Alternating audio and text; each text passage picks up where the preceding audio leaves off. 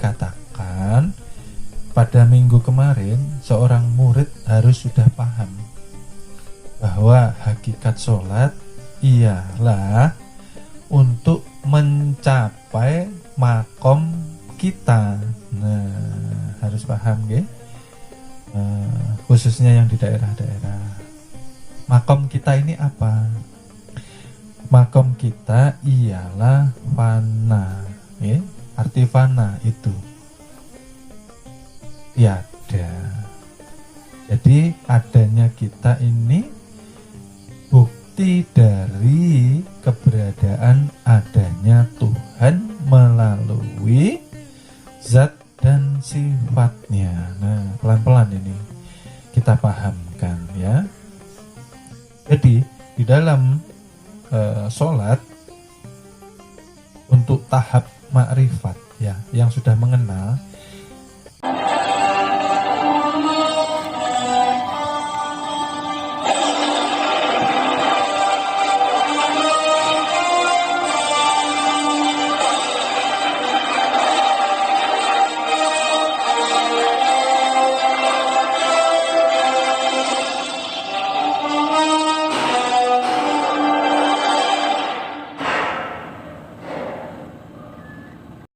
seperti apa sih sholat sebenarnya ya?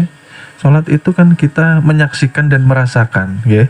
Oleh sebab itu kemarin ini ada kaitannya, Tuhan menyindir kita ya. Belajar ilmu di majelis itu dapatnya apa sih? Nah itu loh, merasa pintar atau pintar merasa. Kalau merasa pintar akhirnya merasa alim, merasa berilmu, merasa pintar ya, akhirnya menggurui orang. Sering kan saya katakan, saya loh ndak merasa berilmu. Nah, nah tapi yang di sini yang dituju bagaimana supaya kita bisa merasa. Apa yang dirasakan? Yang dirasakan siapa sih yang bisa menimbulkan gerak dan diam di dalam badan jasmani kita? Sopo we? Itu yang harus kita rasakan, karena selama manusia masih merasa punya daya upaya, tidak akan sampai manusia kepada Tuhan. Tidak akan sampai, ya kan? Sering dikatakan bahwa la haula wala quwwata. Nah, itu kebanyakan hanya kita zohirkan di lisan saja, tapi tidak pernah kita praktekkan di amaliyah keseharian kita. Bagaimana kita menuju kepada Tuhan, sedang kita masih merasa kita yang punya kodrat irodat. Ya, selama ini kan seperti itu. Semua ibadah kita yang merasa mempunyai, kita yang bisa menimbulkan ibadah itu tadi. Karena di sini pelajarannya akan terus membahas bagaimana kita belajar pana. Pana tadi apa? Tidak ada. Tidak adanya yang benar seperti apa? Ketiadaan kita menuju kepada yang ada. Pana kepada ilahi. Itulah yang benar. Kalau sudah fana, nanti bisa bako. Bako itu kekal dengan Tuhan. Kalau sudah bako, nanti liko. Nah, bertemu. Bagaimana bako sedang kita belum fana? Semua masih kita yang merasa bisa. Tidak sampai gitu loh. Oleh sebab itu harus dihabiskan dulu rasa kuasa dan kehendak itu. Ya, salah satu contoh aja, contoh kecil aja. Manusia kalau ingat ini, mungkin manusia cepat sadar. Kita ini loh ndak kuasa mengatur terbuka dan tertutupnya mata. Ada yang kuasa menahan ngantuk? Ada? Nggak ada. Berarti yang menutup mata siapa? Kodrat irodat Tuhan juga. Ya kah? Mantap ini. Mantap. Terus ketika tidur, yang kuasa membuka mata siapa? Allah juga. Kalau coba itu direnungkan. Oleh sebab itu, ilmu tasawuf itu sebetulnya sederhana. Bagaimana kita menggugah rasa. Rasa itulah yang dikatakan rasul. Rasul itulah utusan. Utusan itu nyatanya dia berwujud dengan keluar masuknya napas. Ketika diam, dia dikatakan nyawa. Ya, keluar masuk dikatakan nah, kita disuruh merasakan. Karena nur inilah yang bisa menyampaikan kita kepada Tuhan. Oleh sebab itu dikatakan percuma atau tidak mungkin kita bisa sampai kepada Tuhan jika tidak melalui Muhammad Rasulullah. Siapa Muhammad Rasulullah ini? Nah, yaitu yang perlu dirasakan setiap hari gitu loh. Ya. Karena tanpa kita melatih rasa, maka kita akan terus merasa pintar, bukan pintar merasa. Gitu. Karena tidak akan sampai kita kepada Tuhan, gitu loh. Ya. Yang ada syirik terus, yang ada lalai terus, yang ada kufur terus. Kita ini sudah pada kenyataannya cuma agiar, bayang-bayang. Sering saya katakan bayang-bayang. Bayang-bayang gelas ini, kalau tidak diangkat bayang-bayangnya tidak akan naik gitu loh. Kalau kita bisa sholat, bisa ibadah, artinya kita disayang Tuhan untuk bisa beribadah. Kalau sudah disayang Tuhan, digerakkan untuk ibadah, tidaklah boleh kita sombong. Tidaklah boleh kita akhirnya hitung-hitungan sama Tuhan, gitu loh. Kenapa kita baru saja bisa menguasai fikih nahwu sorof lalu kita merasa hebat, merasa alim, lalu mau dipanggil orang hebat. Nah, seperti itu. Ini yang meresahkan. Penyakit hati ini ketika masuk tidak akan bisa menyampaikan kita kepada nur. Maka Rasul itu kan ketika Isra Mi'raj yang dinaiki apa? Kendaraannya. Zaman kecil masih ingat? Buruk ya. Wah, buruk zaman dulu dijual ya. Gambarnya maksudnya. Nah, gambarnya setengah manusia, setengah hewan. Zaman dulu jadi dagangan, dijual belikan. Pada hakikatnya ialah nur atau cahaya.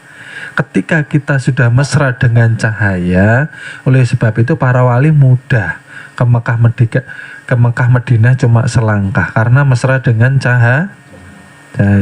Kita terhijab karena kita merasa ada. Kita terhijab karena kita merasa yang berkuasa. Kita terhijab, kita yang masih merasa punya daya upaya. Ini yang perlu kita kikis. Oleh sebab itu kita harus terus belajar melafazkan zikir la ilaha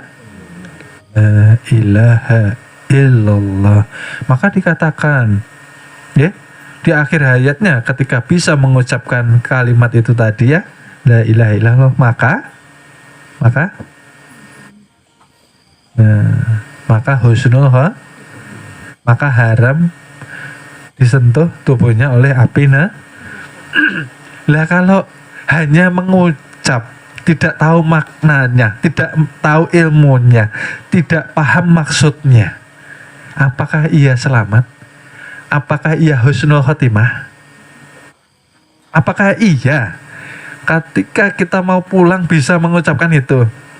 Saya rasa itu hanya di film saja itu.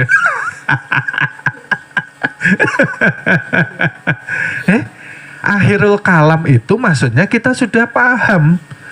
La ilaha illallah la maujud bihaqi'i. Sudahkah belum? Itu loh maksudnya. Ya jelas neraka takut. Wah ini yang wujud sopo. Yang punya neraka, yang punya surga kok. Paham kan enggak ini maksudnya? Lah, sudahkah belum? Gitu loh. Masih kita yang zikir atau sudah yang punya nama itu yang berzikir? Rasakan. Gitu loh. La ilaha illallah. La ilaha illallah. Jangan hanya diucap, dirasa. Gitu loh. Bisa mengucap karena ada gerakan. Yang kuasa menggerakkan tadi kan daya hidup, hayat, hayun. Berarti yang berkuasa atas diri kita sopo? Yang berkuasa atas diri kita ialah zat dan sifat saja. Kita ini tidak ada. Manusia itu zat sifat aja. Makanya sering saya jelaskan zat dan sifat itu gambarannya seperti apa sih? Gambarannya ketika kayu itu dirubah alih fungsikan yang tadinya pohon berupa menjadi meja, lalu diduduki menjadi kursi, ditiduri, lalu namanya dipan, ranjang. Untuk menyimpan baju namanya lemari. Itu namanya sifat. Sifat itu berubah-ubah. Kalau zat tidak berubah. Zatnya tadi apa? Iya betul. Tapi kayunya kan nggak pernah disebut akhirnya. Yang kelihatan apa? Yang tampak meja, kursi, dipan, lemari. Ini yang perlu kita ambil lagi. Gitu lah. Janganlah melihat semua itu tampilannya. Lihatlah kepada zatnya. Ya. Paham gak maksudnya? Nah, kalau kita berjalan di muka bumi ini masih merasa ada terus, ya, artinya kita masih merampas hak Tuhan. Merampas hak Tuhan itu apa? Kita yang sering kali merasa kita yang berkuasa dan berkehendak itulah. Ini yang jadi masalah ini. Kalau kita masih merasa berkuasa berkehendak maka dibiarkan Tuhan. Usaha apapun tidak akan berhasil kalau kita yang masih berkuasa dan berkehendak. Berarti kita dikatakan orang kaya. Orang fakir itu kalau syariat dikatakan orang fakir itu seperti apa?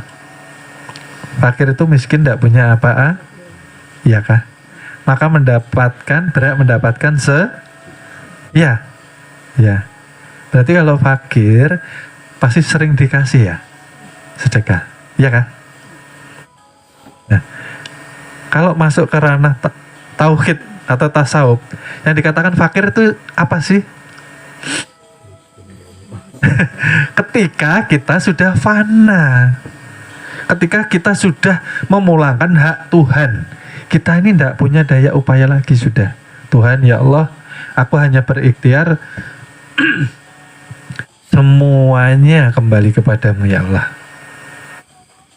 Jadi itu. Memang manusia diwajibkan untuk berikhtiar, tapi kita dilarang berpegang kepada amal. Ikhtiar, tidak boleh berpegang. Karena kenapa? Karena amal itu sifatnya mati. Amal loh. Berpegang tuh pada yang hidup loh. Ya kah? Berpegang kepada yang hidup, maka aman.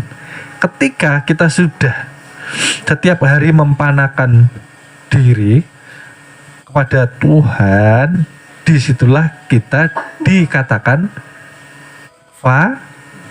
fakir, ya kah? Tidak mempunyai apa-apa, kita fakir. Itulah hakikat fakir. Lah kalau fakir pasti akan terus dikasih tuh. Iya kah? Paham ya? Jangan merasa ada, ya. Semua kan titipan. Yang repot nih begini loh. Ini ulasan yang kemarin saya perjelas lagi, sedikit saya flashback, tapi kita kupas secara lengkap. Maksudnya begini loh ya. Kemarin kan sudah kita jelaskan. Kita hidup di dunia ndak bawa apa-apa gitu loh. Kita ndak modal gitu loh. Begitu kita dihadirkan ke dunia. Mohon maaf, akan kami lanjut ke episode berikutnya. Terima kasih. Mudah-mudahan kita mendapatkan keberkahan dengan wasilah junjungan Nabi besar Nabi Muhammad Sallallahu Alaihi Wasallam. Mudah-mudahan kita dikumpulkan di surga bersama junjungan Nabi besar kita Nabi Muhammad Sallallahu Alaihi Wasallam. Amin amin ya robbal alamin.